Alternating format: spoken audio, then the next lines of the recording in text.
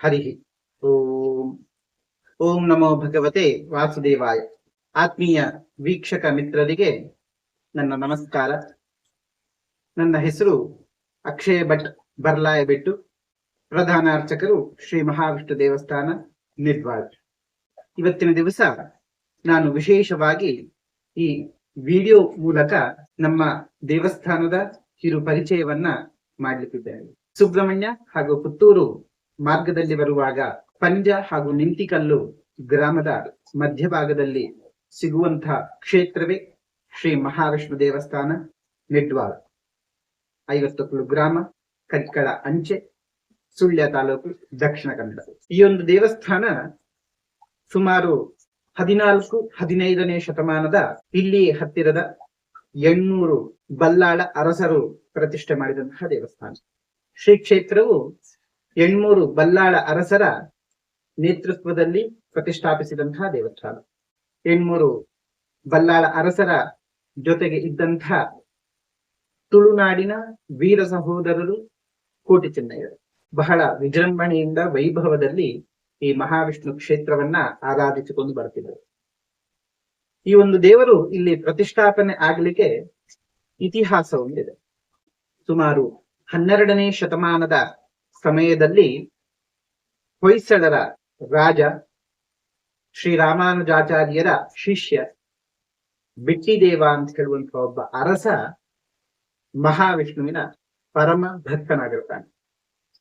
ಈ ಬಿಟ್ಟಿದೇವ ಅರಸ ಇಡೀ ಭರತ ಭೂಮಿಯಲ್ಲಿ, ಭರತ ಖಂಡದಲ್ಲಿ ಆ ಮಹಾವಿಷ್ಣುವಿನ ದೇವರ ಆರಾಧನೆ ಆಗಬೇಕು ಅಂತ ಹೇಳುವಂತಹ ದೃಢ ಸಂಕಲ್ಪವನ್ನ ಇಟ್ಟುಕೊಂಡು ಹತ್ತಿರದ ರಾಜ್ಯದಿಂದ ಸುಪ್ರಸಿದ್ಧ ಶಿಲ್ಪಿಗಳನ್ನ ಬರ ಹೇಳಿ ಮಹಾವಿಷ್ಣುವಿನ ಮೂರ್ತಿಗಳನ್ನ ಕೆತ್ತಿಸ್ತಾನೆ. ಇಡೀ ಭರತ ಭೂಮಿಯಲ್ಲಿ ಆ ಮಹಾವಿಷ್ಣುವಿನ ದೇವಸ್ಥಾನವನ್ನ ನಿರ್ಮಾಣವನ್ನ ಮಾಡ್ತಾರೆ. ಹಾಗೂ ಹೊಯ್ಸಳರ ಸಾಮ್ರಾಟನಾಗಿ ವಿಷ್ಣುವರ್ಧನ ಅಂತ ಹೇಳಿಯೇ ಪ್ರತೀತಿಯನ್ನ ಕೊಡ್ತಾನೆ. ಮುಂದಿನ ದಿನಗಳಲ್ಲಿ 800 ಬಲ್ಲಾಳ ಅರಸರಿಗೆ ಈ ಒಂದು ಮಹಾವಿಷ್ಣುವಿನ ಮೂರ್ತಿ ಸಿಗುತ್ತದೆ. ಆ ಮೂರ್ತಿಯನ್ನ ಬಹಳ ವೈಭವದಿಂದ, ವಿಜೃಂಭಣೆಯಿಂದ ಈ ಒಂದು ನಿಡ್ವಾಳ ಕ್ಷೇತ್ರದಲ್ಲಿ ಮಹಾವಿಷ್ಣು ದೇವರನ್ನ ಪ್ರತಿಷ್ಠಾಪನೆಯನ್ನ ಮಾಡ್ತಾರೆ. ಪ್ರತಿ ನಿತ್ಯವೂ ಕೂಡ ದೇವರಿಗೆ ನಿತ್ಯ ಪೂಜೆಯನ್ನ, ವಾರ್ಷಿಕ ನಡಾವಳಿಗಳನ್ನ ಹಾಗೂ ಉತ್ಸವಾದಿಗಳನ್ನ ಮಾಡಿಕೊಂಡು ದೇವರ ಪೂಜೆಯನ್ನ ಮಾಡಿಕೊಂಡು ಬರತಕ್ಕಂತಹ ಸಮಯದಲ್ಲಿ ಕೋಟಿ ಚೆನ್ನಯ್ಯರು ಕೂಡ ಆ ದೇವರ ಆರಾಧನೆಯನ್ನ ಮಾಡಿಕೊಂಡು ಬರ್ತಾ ಇದ್ರು.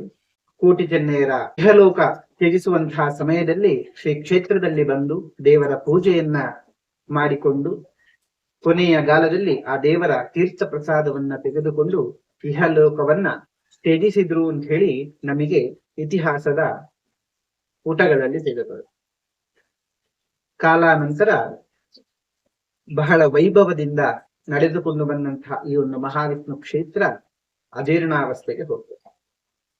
ಈ ಒಂದು ಮೂರ್ತಿಯನ್ನ ಹತ್ತಿರದ ಗ್ರಾಮ ಚೊಕ್ಕಾಡಿ ಅಂತ ಹೇಳುವಲ್ಲಿ ಮಹಾವಿಷ್ಣುವಿನ ಮೂರ್ತಿಯನ್ನ ಪ್ರತಿಷ್ಠಾಪನೆಯನ್ನ ಮಾಡಿಕೊಂಡು ಅಲ್ಲಿಯ ಗ್ರಾಮಸ್ಥರು ದೇವರ ಆರಾಧನೆಯನ್ನ ಮಾಡಿಕೊಂಡು ಬರ್ತಾರೆ.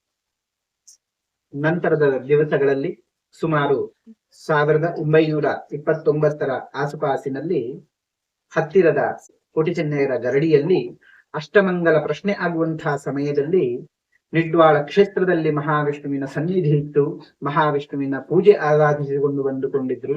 ಹಾಗಾಗಿ ಅಲ್ಲಿಯ ಮಹಾವಿಷ್ಣುವನ್ನ ಪ್ರತಿಷ್ಠೆಯನ್ನ ಮಾಡಿಕೊಳ್ಳದಿದ್ರೆ ಇಡೀ ಗ್ರಾಮಕ್ಕೆ ಅದು ದೋಷಪೂರಿತವಾಗುತ್ತದೆ ಅಂತ ಹೇಳಿ ಚಿಂತನೆಯಲ್ಲಿ ಕಂಡ ಪ್ರಕಾರವಾಗಿ ನಿಡ್ವಾಳ ಮಣ್ಣಿನಲ್ಲಿ ಅಷ್ಟಮಂಗಲ ಪ್ರಶ್ನೆಯನ್ನ ಮಾಡಿದಂತಹ ಸಮಯದಲ್ಲಿ ದೇವರನ್ನ ಪ್ರತಿಷ್ಠಾಪನೆ ಮಾಡಬೇಕು ಅಂತ ಹೇಳಿ ಕಂಡ ಪ್ರಕಾರವಾಗಿ ಆಗಿನ ಹಿರಿಯರು, ಗೌರವಾನ್ವಿತರು ಆಗಿರತಕ್ಕಂತಹ ಲಕ್ಷ್ಮೀನಾರಾಯಣ ರೈ, 800 ಗುತ್ತಿಗೆ ಸಂಬಂಧಪಟ್ಟವರು, ಇವರ ನೇತೃತ್ವದಲ್ಲಿ ಇಡೀ ಸುತ್ತ ಈ 4 ಗ್ರಾಮಸ್ಥರನ್ನ ಸೇರಿಸಿಕೊಂಡು ಊರ ಹಾಗೂ ಪರ ಊರ ಭಕ್ತರನ್ನ ಸೇರಿಸಿಕೊಂಡು ದೇವರನ್ನ ಜೀರ್ಣೋದ್ಧಾರ ಮಾಡಿ ದೇವರನ್ನ ಸುಮುಹೂರ್ತದಲ್ಲಿ ಪ್ರತಿಷ್ಠಾ ಬ್ರಹ್ಮಕಲಶೋತ್ಸವನ್ನ ಮಾಡಿಸಿಕೊಳ್ತಾರೆ. ದೇವರ ಸಂಪೂರ್ಣ ಅನುಗ್ರಹ ಭಾಗ್ಯಕ್ಕೋಸ್ಕರವಾಗಿ ಹೊಸದಾಗಿ ಚಂದದ ಒಂದು ದೇವಸ್ಥಾನವನ್ನ, ದೇವಾಲಯವನ್ನ ನಿರ್ಮಾಣ ಮಾಡ್ತಾರೆ. ದೇವರ ಎಲ್ಲಾ ಕಾರ್ಯಕ್ರಮವೂ ಕೂಡ ವಾರ್ಷಿಕ ಪರ್ವಾಚರಣೆಗಳು, ದೇವರ ಉತ್ಸವಾದಿಗಳು, ದೇವರ ನಿತ್ಯ ನಡಾವಳಿಗಳು, ನಿತ್ಯ ಪೂಜೆಯು ಬಹಳ ವಿಜೃಂಭಣೆಯಿಂದ ವೈಭವದಿಂದ ಆಗಿಕೊಂಡು ಹೋಗುವಂತಹ ಸಮಯದಲ್ಲಿ, ಸುಮಾರು 12ರಿಂದ 15 ವರ್ಷ ಕಳೆದಂತಹ ಸಮಯದಲ್ಲಿ ಮತ್ತೆ ಅಷ್ಟಮಂಗಲ ಪ್ರಶ್ನೆಯನ್ನ ಇಡಬೇಕು, ದೇವಸ್ಥಾನದ ಜೀರ್ಣೋದ್ಧಾರ ಮಾಡಬೇಕು, ದೇವಸ್ಥಾನದಲ್ಲಿ ಬ್ರಹ್ಮಕಲಶವನ್ನ ಮಾಡಬೇಕು ಅಂತ ಹೇಳಿ ಗ್ರಾಮಸ್ಥರು ತೀರ್ಮಾನಿಸಿಕೊಂಡಾಗ, ಕ್ಷೇತ್ರದಲ್ಲಿ ದೈವಜ್ಞರಾದ ಬಾಲಕೃಷ್ಣ ನಾಯರ್ ಇವರನ್ನ ಮುಂದಿಟ್ಟುಕೊಂಡು ಅಷ್ಟಮಂಗಲ ಪ್ರಶ್ನೆಯನ್ನ ಕ್ಷೇತ್ರದಲ್ಲಿ ನಡೆಸ್ತಾರೆ. ಆ ಒಂದು ಚಿಂತನೆಯಲ್ಲಿ ದೇವರು ಈಗ ಪೂರ್ವಾಭಿಮುಖವಾಗಿ ಪ್ರತಿಷ್ಠಾಪನೆಗೊಂಡಿದ್ದಾನೆ, ಅವನನ್ನ ಪಶ್ಚಿಮಾಭಿಮುಖವಾಗಿ ಪ್ರತಿಷ್ಠಾಪನೆಯನ್ನ ಮಾಡಬೇಕು ಅಂತ ಹೇಳಿ ಕಂಡ ಪ್ರಕಾರವಾಗಿ, ಯಾತಕ್ಕೋಸ್ಕರ ಅಂತ ಹೇಳಿದ್ರೆ ಪಶ್ಚಿಮ ದಿಕ್ಕಿಗೆ ಆ ಬಲ್ಲಾಳ ಅರಸರ ಅರಮನೆ ಹಾಗೂ ಉತ್ತರ ದಿಕ್ಕಿಗೆ ಕೋಟಿ ಚೆನ್ನಯ್ಯರ ಗರಡಿ. ಹಾಗಾಗಿ ಈ ಒಂದು ದೇವಸ್ಥಾನದಲ್ಲಿ ದೀಪವನ್ನ ಹೊತ್ತಿಸಿದ್ರೆ ಆ ದೀಪದ ಬೆಳಕು ಏನಿದೆ ಅದು ಅರಮನೆಗೂ ಹಾಗೂ ಕೋಟಿ ಚೆನ್ನಯ್ಯರ ಗರಡಿಗೂ ಕಾಣ್ತದೆ ಅಂತ ಹೇಳುವಂತಹ ದೃಷ್ಟಿಯಲ್ಲಿ ಆ ದೇವರನ್ನ ಪಶ್ಚಿಮಾಭಿಮುಖವಾಗಿ ಪ್ರತಿಷ್ಠಾಪನೆಯನ್ನ ಮಾಡಬೇಕು. ಮಾತ್ರ ಈ ಗ್ರಾಮಸ್ಥರಿಗೆ ಆ ದೇವರ ಅನುಗ್ರಹ ಸಿಗುತ್ತದೆ ಅಂತೇಳಿ ಚಿಂತನೆಯಲ್ಲಿ ಕಂಡ ಪ್ರಕಾರವಾಗಿ ಈ ಒಂದು ದೇವಸ್ಥಾನವನ್ನ ಮತ್ತೆ ಅದನ್ನೆಲ್ಲ ಕಟ್ಟಡವನ್ನ ಬಿಚ್ಚಿ ಈಗ ಹೊಸದಾಗಿ ಜೀರ್ಣೋದ್ಧಾರದ ಕೆಲಸದ ಹಂತದಲ್ಲಿದೆ. 50% ದೇವಸ್ಥಾನದ ಕೆಲಸ ಮುಕ್ತಾಯಗೊಂಡು ಬರುವಂತಹ 2026 ಏಪ್ರಿಲ್ ಅಥವಾ ಮೇ ತಿಂಗಳಿನಲ್ಲಿ ದೇವರ ಪುನಃ ಪ್ರತಿಷ್ಠಾ ಕಲಶೋತ್ಸವ ನಡೆಯಲಿಕ್ಕಿದೆ. ಹಾಗೂ ಕ್ಷೇತ್ರದ ದೈವದೇವರುಗಳಾದ ಚಾಮುಂಡಿ, ಗುಳಿಗ್ಗ, ಪಂಜುರುಳಿ ಹಾಗೂ ನಾಗಬ್ರಹ್ಮರ ಹೊಸದಾಗಿ ಕಟ್ಟಡವನ್ನ ನಿರ್ಮಾಣವನ್ನ ಮಾಡಿಕೊಂಡು ದೇವರ ಆರಾಧನೆಯನ್ನ ಮಾಡ್ಲಿಕ್ಕಿದ್ದೇವೆ. ಇತಿಹಾಸ ಪ್ರಸಿದ್ಧವಾದಂತಹ ಮಹಾವಿಷ್ಣು ಸ್ವಾಮಿಯ ದರ್ಶನ ಮಾಡಬೇಕು ಅಂತ ಹೇಳಿ ಆದ್ರೆ ಸುಬ್ರಹ್ಮಣ್ಯದಿಂದ ಸುಮಾರು 20ರಿಂದ 25 ಕಿಲೋಮೀಟರ್ ಇರುವಂತಹ ಒಂದು ಪುಣ್ಯ ದೇಗುಲಕ್ಕೆ ಭೇಟಿಯನ್ನ ನೀಡಿ ದೇವರ ಕೃಪೆಗೆ ಪಾತ್ರರಾಗಿ ಅಂತ ಹೇಳಿ ಕೇಳ್ಕೊಳ್ತಾ ಇದ್ದೇನೆ. ಶ್ರೀ ಕ್ಷೇತ್ರ ಮಹಾವಿಷ್ಣು ಸನ್ನಿಧಾನದಲ್ಲಿ ಪರಿವಾರ ದೇವರಾಗಿ ವಿಘ್ನಕಾರಕ, ವಿಘ್ನ ನಿವಾರಕನಾಗಿರ್ತಕ್ಕಂತಹ ಮಹಾಗಣಪತಿಯು ನೆಲೆಸಿರ್ತಾರೆ. ಅದಷ್ಟು ಮಾತ್ರವಲ್ಲದೆ ಕ್ಷೇತ್ರದ ದೈವಗಳಾಗಿರತಕ್ಕಂತಹ ಚಾಮುಂಡಿ, ಗುಳಿಗ್ಗ, ಪಂಜುರುಳಿ ಹಾಗೂ ನಾಗಬ್ರಹ್ಮರು ಈ ಕ್ಷೇತ್ರದಲ್ಲಿ ನೆಲೆಸಿರ್ತಾರೆ. ಆ ಗಣಪತಿಯ ಪ್ರೀತ್ಯರ್ಥವಾಗಿ ವಿಶೇಷವಾಗಿ ಆ ಮಹಾಗಣಪತಿಯ ಅನುಗ್ರಹಕ್ಕೋಸ್ಕರವಾಗಿ ಮಹಾಗಣಪತಿ ಹೋಮ, ಮಹಾಗಣಪತಿ ಅಷ್ಟೋತ್ತರ, ಪಂಚಕಜ್ಜಾಯ ಹಾಗೂ ಮಹಾಗಣಪತಿಗೆ ಪ್ರೀತಿಯ ಸೇವೆ ಆಗಿರ್ತಕ್ಕಂತಹ ಅಪ್ಪಕಜ್ಜಾಯ ಸೇವೆಗಳು, ಪಂಚಾಮೃತ ಅಭಿಷೇಕ, ಕ್ಷೀರಾಭಿಷೇಕ ಹಾಗೂ ಕ್ಷೇತ್ರದಲ್ಲಿ ಇನ್ನಿತರ ಸೇವೆಗಳು ಇರುತ್ತದೆ. ಮಹಾವಿಷ್ಣುವಿನಿಗೆ ಸಂಬಂಧಪಟ್ಟವಾಗಿ ಮಹಾವಿಷ್ಣುವಿಗೆ ಪ್ರೀತಿಯ ಸೇವೆ ಹಾಲು ಪಾಯಸ.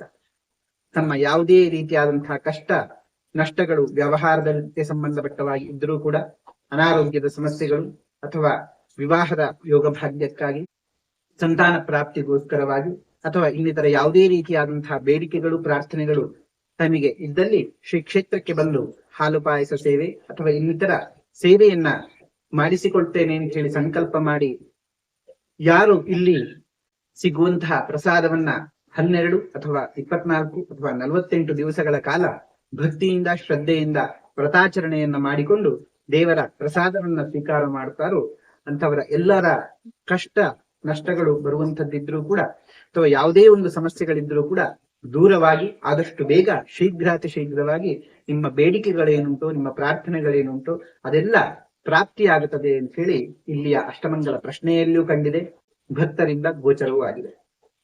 ಹಾಗಾಗಿ ಶ್ರೀ ಕ್ಷೇತ್ರದಲ್ಲಿ ಇನ್ನಿತರ ಸೇವೆಗಳು ನಡೆಯುವಂತದ್ದಿದೆ. ಆ ಸೇವಾ ವಿವರವನ್ನ ನಾನು ಈ ಒಂದು ವಿಡಿಯೋದಲ್ಲಿ ಕೆಳಗಡೆ ಡಿಸ್ಕ್ರಿಪ್ಷನ್ನಲ್ಲಿ ಹಾಕಿರ್ತೇನೆ, ದಯಮಾಡಿ ನೋಡಿಕೊಳ್ಳಿ.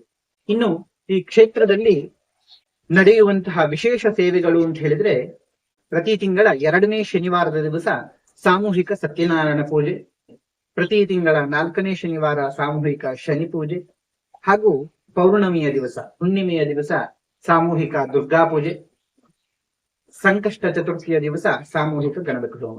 ಇದಿಷ್ಟು ಸೇವೆಗಳು ನಡೆಯಲಿಕ್ಕಿದೆ.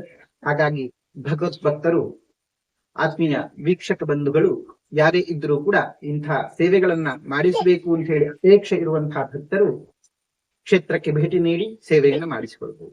ಇನ್ನು ದೇವಸ್ಥಾನದಲ್ಲಿ ಪ್ರತಿ ಶನಿವಾರವೂ ಕೂಡ ಬರುವಂತಹ ಭಕ್ತರಿಗೆ ಸಾಮೂಹಿಕ ಅನ್ನ ಸಂತರ್ಪಣೆ ನಡೆಯುತ್ತಿದೆ. ಹಾಗಾಗಿ ದೇವರ ಪ್ರಸಾದವನ್ನ ಸ್ವೀಕಾರ ಮಾಡಬೇಕು ಅಂತ ಹೇಳಿ ಯಾರಾದ್ರೂ ಇಚ್ಛಿಸಿದ್ದಲ್ಲಿ ಪ್ರತಿ ಶನಿವಾರದ ದಿವಸ ಕ್ಷೇತ್ರಕ್ಕೆ ಬಂದು ಅನ್ನ ಪ್ರಸಾದವನ್ನ ಸ್ವೀಕಾರ ಮಾಡಬಹುದು. ಯಾರಿಗಾದ್ರೂ ದೋಷ ಇದ್ದು ಆ ಮಹಾವಿಷ್ಣುವಿನ ಸನ್ನಿಧಿಯಲ್ಲಿ, ಮಹಾವಿಷ್ಣುವಿನ ಕ್ಷೇತ್ರದಲ್ಲಿ ಯಾವುದೇ ರೀತಿಯಾದಂತಹ ಶಾಂತಿ ಹೋಮಗಳಾಗಿರ್ಬೋದು, ಅಥವಾ ನಿಮಗೆ ಬಂದಂತಹ ಗ್ರಹನಿಂದ ದೋಷಗಳಾಗಿರುವಂತಹ ಕುಜಶಾಂತಿ, ಶನಿಶಾಂತಿ, ರಾಹು ಶಾಂತಿ, ಅಥವಾ ಇನ್ನಿತರ ಯಾವುದೇ ರೀತಿಯಾದಂತಹ ಪಂಚಮಾರಿಷ್ಟ ದೋಷಗಳು ಇದ್ದವರು ಅಂಥವರು ಕ್ಷೇತ್ರದಲ್ಲಿ ಬಂದು ಯಥಾನುಶಕ್ತಿಯಾಗಿ ಹೋಮ ಹವನಾದಿಗಳನ್ನ ಮಾಡಿಸಿಕೊಳ್ಳಲಿಕ್ಕೆ ಇಲ್ಲಿ ಅವಕಾಶ ಇರುತ್ತದೆ. ಅಂಥವರು ಯಾರೇ ಇದ್ರೂ ಕೂಡ ಕ್ಷೇತ್ರಕ್ಕೆ ಭೇಟಿ ನೀಡಿ ಸೇವೆಯನ್ನ ಮಾಡಿಸಿಕೊಳ್ಳಿ.